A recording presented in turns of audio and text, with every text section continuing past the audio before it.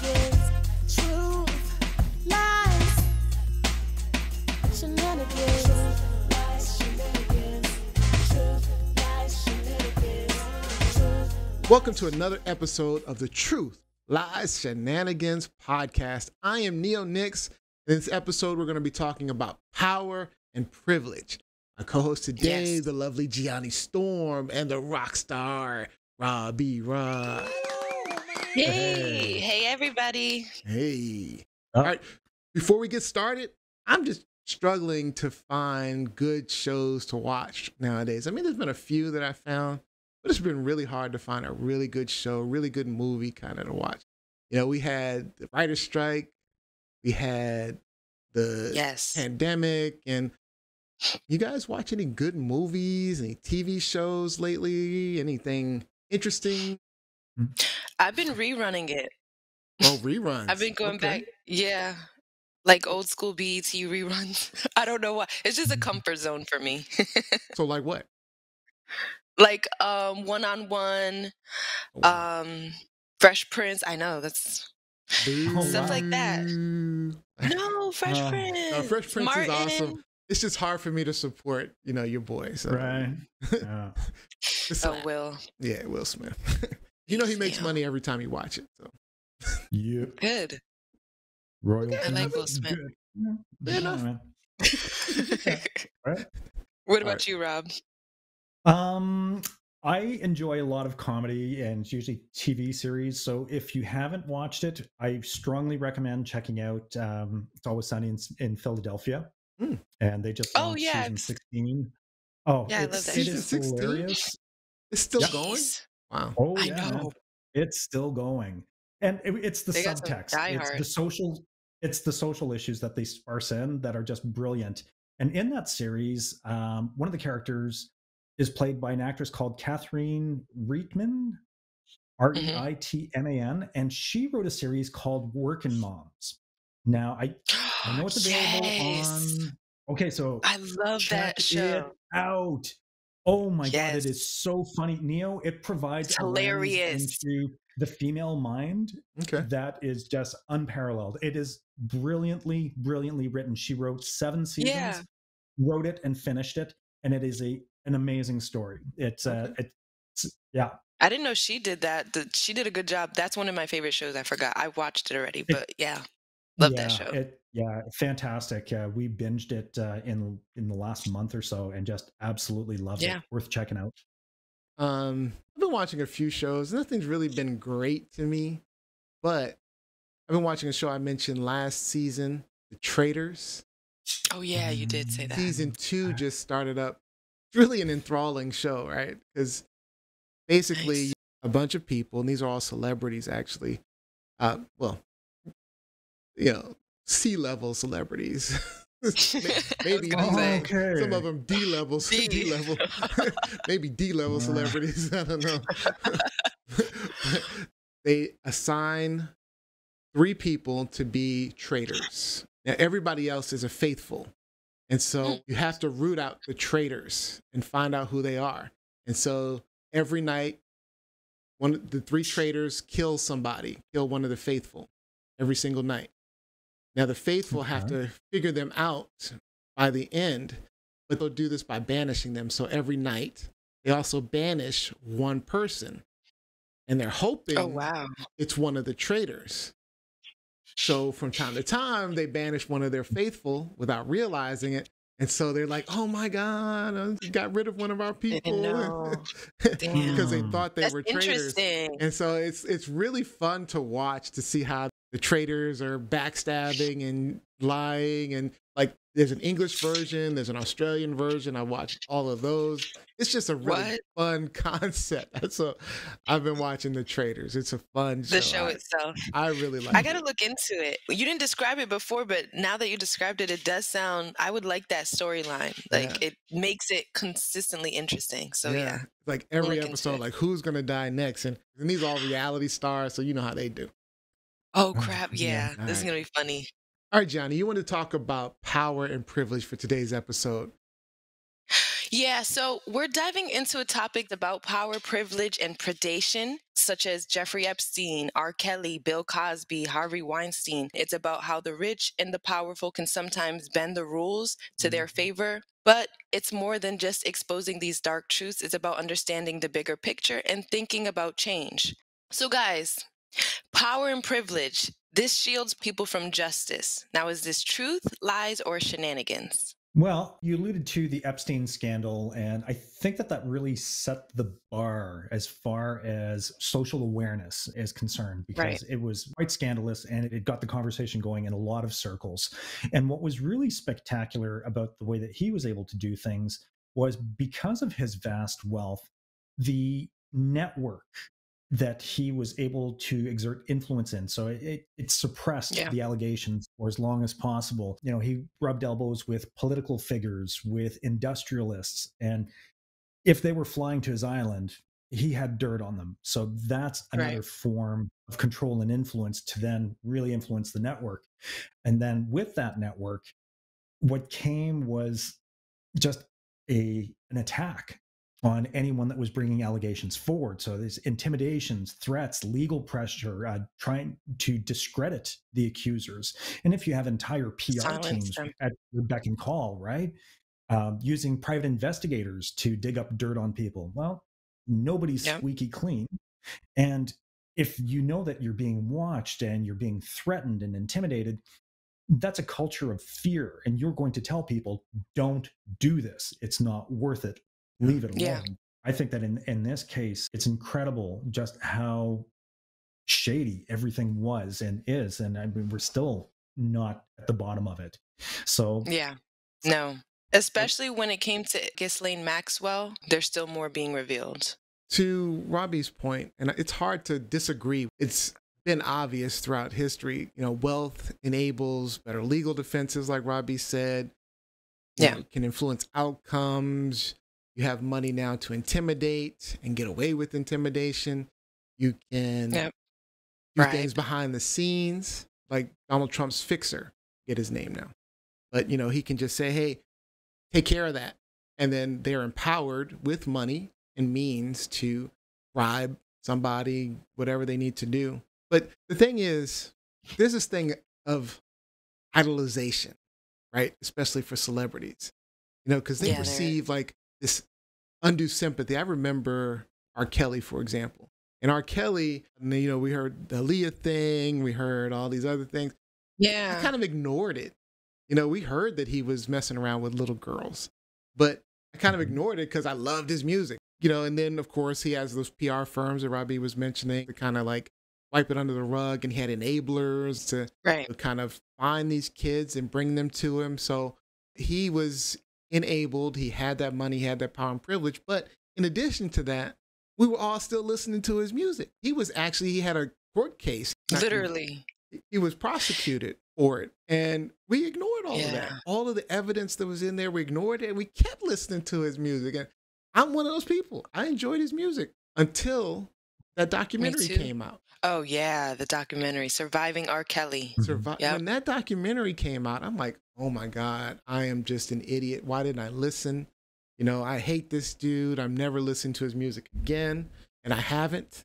Sometimes it takes that to kind of recognize, because again, they receive all this sympathy. Donald Trump can be like, I didn't do it, or I'm the best at it, and they're treating me so poorly. Why would they talk bad about me like that? And because they Huge. idolize these people. My God. Very much. And so It's they true. look past everything.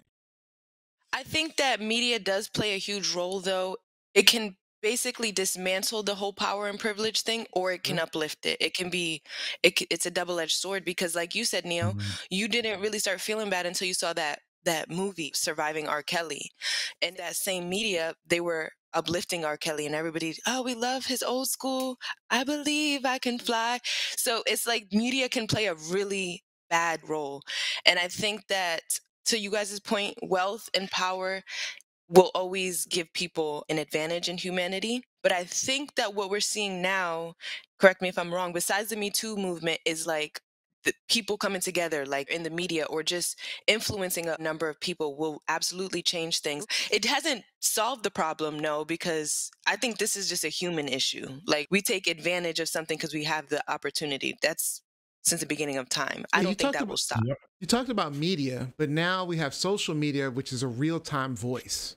So now Yeah, we can get that voice out to everyone. So if someone was sexually assaulted or sexually assaulted multiple times, or they had a history of it, they have a platform now where they can share it with the that's true. world and get Yeah, instead, where instead of the idolization, that sympathy that R. Kelly had, now we can share that to the public and kind of chip away at that's it, true. that idolism.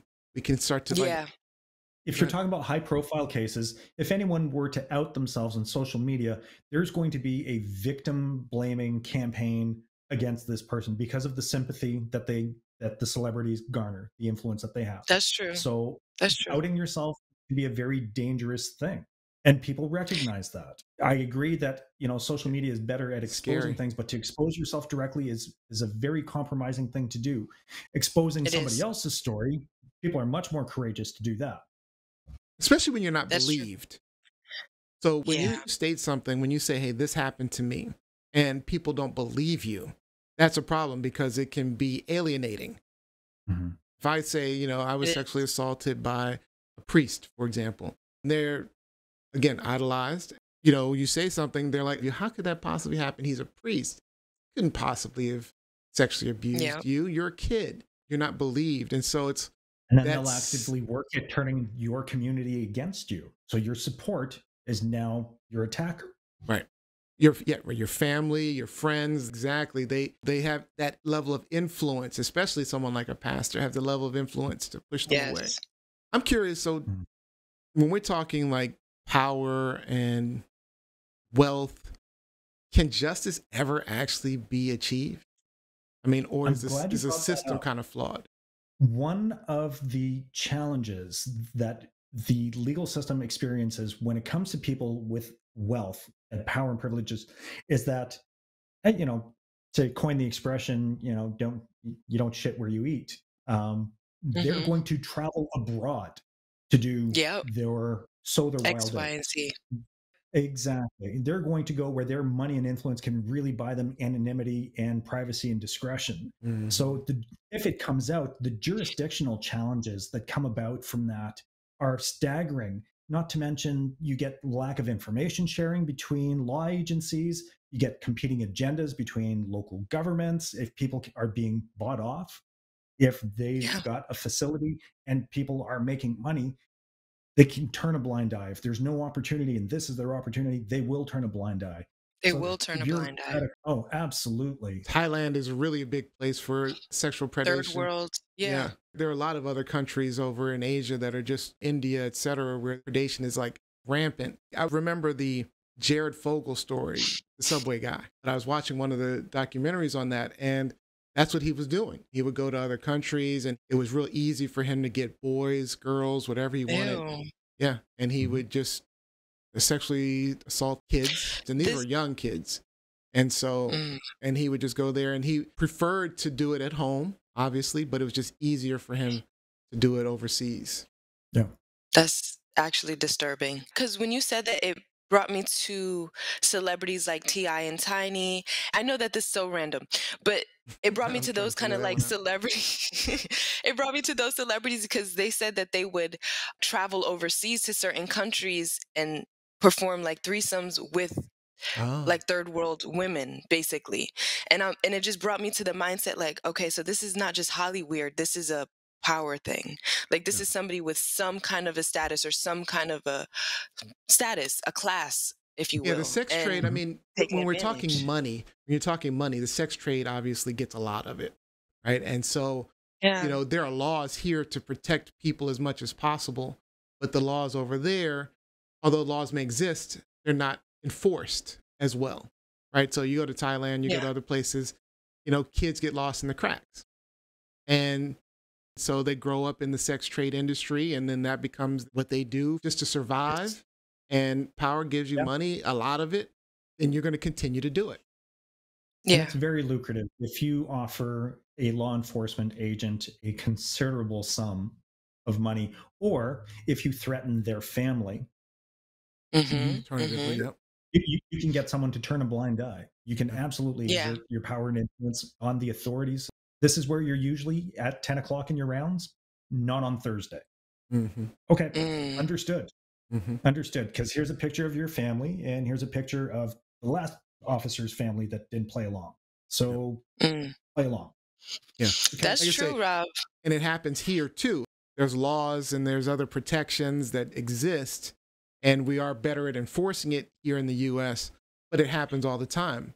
Slavery still exists. I was talking to city council people not too long ago, and there's a neighborhood called Langley Park near here, where there's a serious problem with the sex trade and children and things like that, and slavery going on In DC? in the DC area, yeah, but outside of DC, there's it's a Hispanic neighborhood, Latino neighborhood, that where apparently it's a huge issue that they're trying to resolve. It's a nearby neighborhood, surrounding, yeah. You know, it's happening in your neighborhood, I'm sure. I'm sure in it's Atlanta? happening in Atlanta area. I'm sure it's happening. I know it's Canada popping off in somewhere. Atlanta. Yeah. Somewhere in Canada it's happening. My city Maybe not near is Rob. No, are you kidding? No, my city Really? is a hub through Northern Ontario. There's a lot of commercial freight that moves through here. There's a lot of money that moves through here. Unfortunately, there are people that move through here that get trafficked because so much passes through my region. And then they have access to some Great Lake waterways just an hour and change from here. So once you get on the Great Lakes, then it's gone. You're good. So interesting. So, it's like where you're at is under the radar. Like you can go through. So one last question. Do we think that society is just complacent with this? Are we ever going to work to resolve it? Is there any way we can resolve it? I think it's bigger than what we can do. I'm going to be honest. Sex will always sell.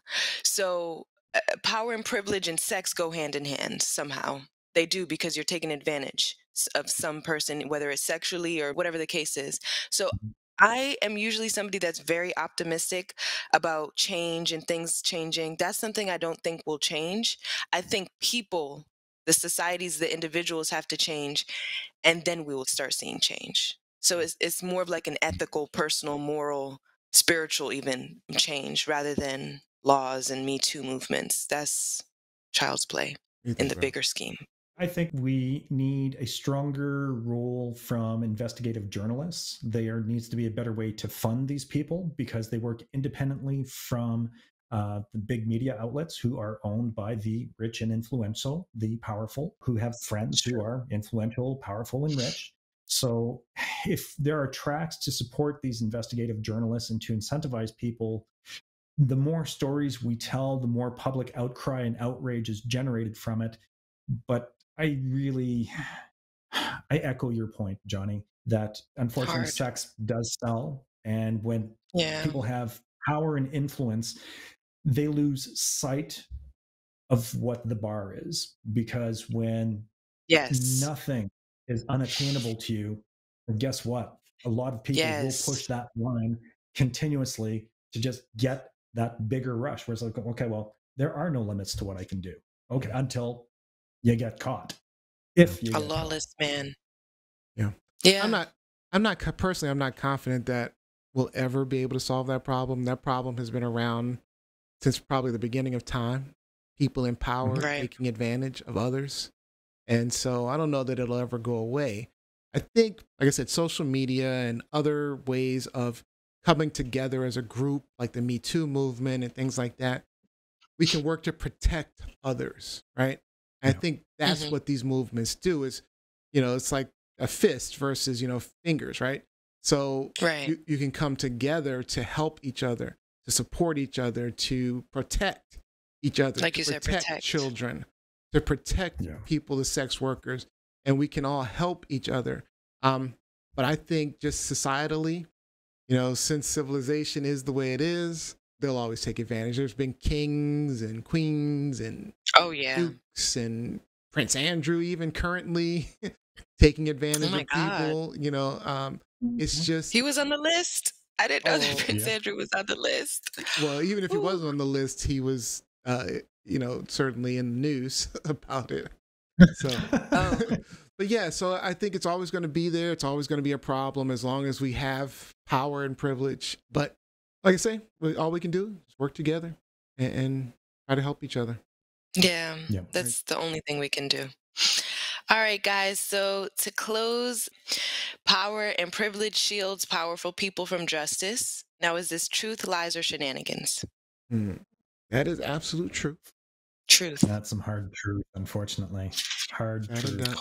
Without a doubt, truth. Yeah. Truth. Yeah, it's a shame. Like I say, all we can do is protect each other. So come together. Yeah. Yeah. And hopefully we can get some people in power and privilege on our side as well, which would help. Because we are getting more women in a place of power and privilege, which is good. Because again, historically, women have been victimized. So the more they're placed in a place of power and privilege, the more they can help protect.